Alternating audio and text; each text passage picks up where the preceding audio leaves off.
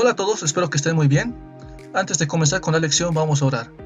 Gracias, Señor, te doy por cada bendición que nos das, Señor, día tras día. Te ruego que bendigas, Señor, a tu iglesia y a tus pastores, que cada día se están perfeccionando en esta obra.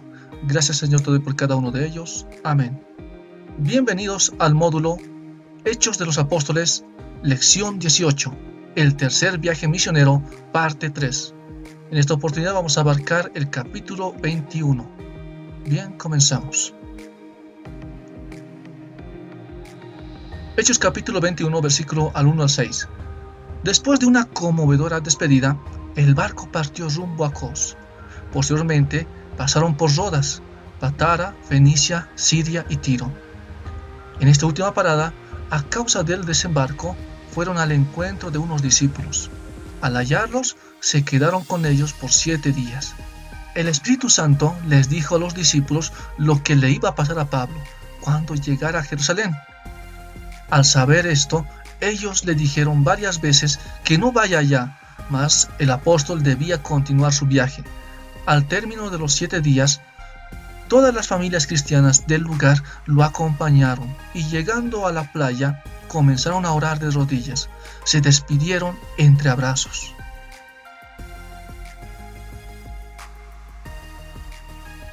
Antes de llegar a Cesarea, hicieron una parada en Tolemaida, donde saludaron a los hermanos del lugar. Se quedaron con ellos un día y al día siguiente partieron rumbo a Cesarea. Una vez allí, fueron a la casa de Felipe, uno de los 7 diáconos. Él tenía 4 hijas jóvenes que ejercían el don de profecía. Es evidente que Felipe y toda su familia estaban al servicio del Señor y de la iglesia. Es posible que Lucas haya aprovechado la oportunidad de recoger su testimonio.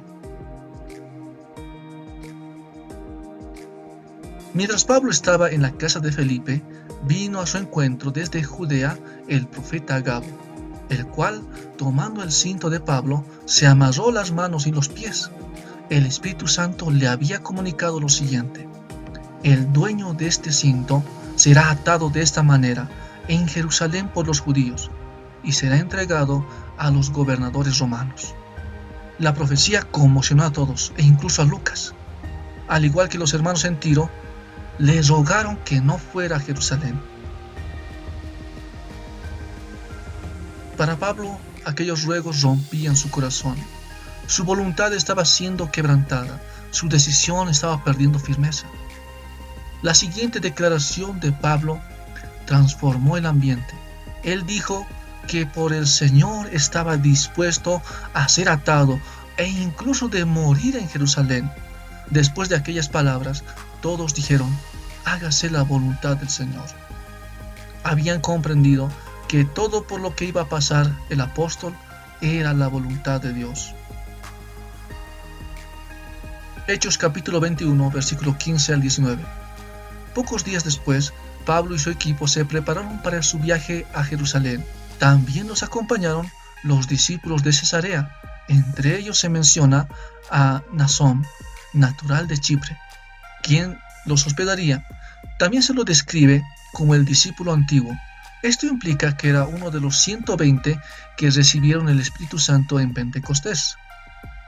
Al llegar a Jerusalén, fueron recibidos con gozo. Un día después, Pablo y todos sus compañeros fueron a ver a Jacobo para dar sus informes de la obra hecha por Dios hacia los gentiles. Hechos capítulo 21, versículo 20 a 26. Cuando Pablo terminó su informe, tanto Jacobo como los demás ancianos dieron gloria a Dios. Pero en Jerusalén existía un problema grave, el cual implicaba a decenas de miles de judíos que habían creído en Jesús como Señor y Salvador, pero todos ellos eran celosos de la ley. Entre ellos, falsos maestros estaban difamando la obra de Pablo, diciendo que él estaba enseñando a los judíos que vivían entre los gentiles que no guardaran la ley y las costumbres. Es más, que no circuncidaran a sus hijos. Esta difamación ignora el hecho de que Pablo circuncidó a Timoteo y que había realizado un voto nazareo. Obviamente, los ancianos de Jerusalén sabían que Pablo no procedería de esa manera, pero la difamación era insistente. lo cual creó indignación en los judíos hacia el ministerio de Pablo. En un intento de frenar y de desmentir los rumores, Santiago propone lo siguiente a Pablo. Entre los creyentes habían 4 judíos que hicieron un voto temporal de nazareos. Este voto era una señal de que el judío se consagraba por completo a la voluntad de Dios. Cuando el tiempo señalado llegaba, era necesario que se ofreciera un sacrificio costoso, tal como lo vemos en Números capítulo 6, versículo 14 al 20. Y como señal de que el voto había terminado, se procedía a raparse la cabeza. Se le pidió a Pablo que pasara por la ceremonia de purificación para dar por entendido que había terminado su voto. Esto incluía también que él pagara por los gastos de purificación de los 4 que lo acompañarían. Esta acción tenía la intención de demostrar que Pablo guardaba y enseñaba la ley, lo cual debería desmentir las acusaciones. Al día siguiente, Pablo fue con los 4 a cumplir con los días de la purificación. También pagó los gastos del sacrificio de los que lo acompañaron. Hechos capítulo 21, versículo 27 al 30. Antes de que los 7 días de la purificación llegaran a su fin, algunos judíos que vinieron de Asia lo vieron, lo reconocieron en el templo, los cuales armaron un gran alboroto e incitaron a la multitud para que agarraran a Pablo con violencia. Aquellos hombres a gritos difamaron a Pablo diciendo que él era aquel que estaba enseñando que los judíos no debían guardar la ley y que también había profanado el templo al traer gentiles como Trófimo de Éfeso. Pablo fue apresado, arrestado y golpeado mientras lo sacaban del templo. Hechos capítulo 21, versículo 31 al 40.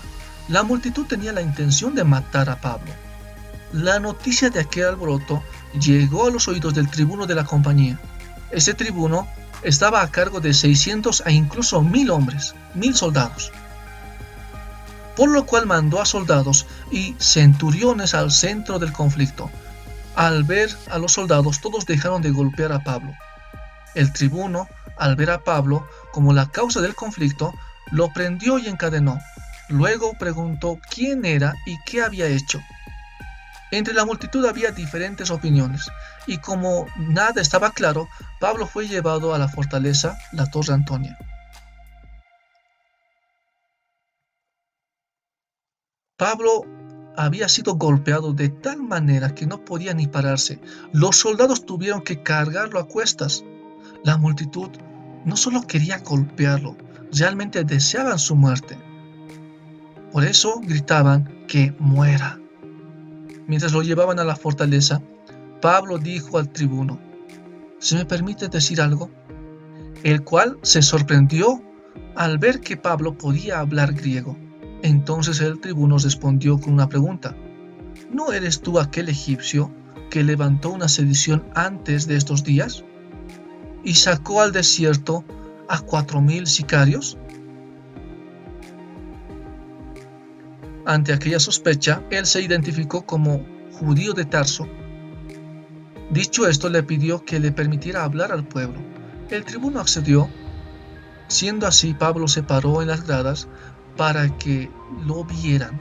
Pidió a la multitud que le prestaran atención. La multitud guardó silencio.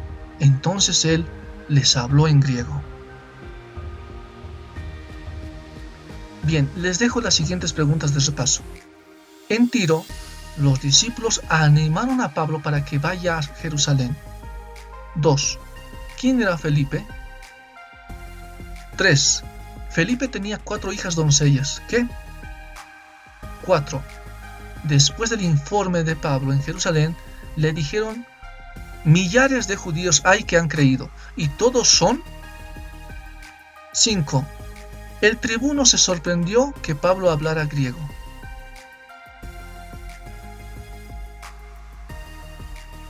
Gracias por su atención y nos vemos en la siguiente lección.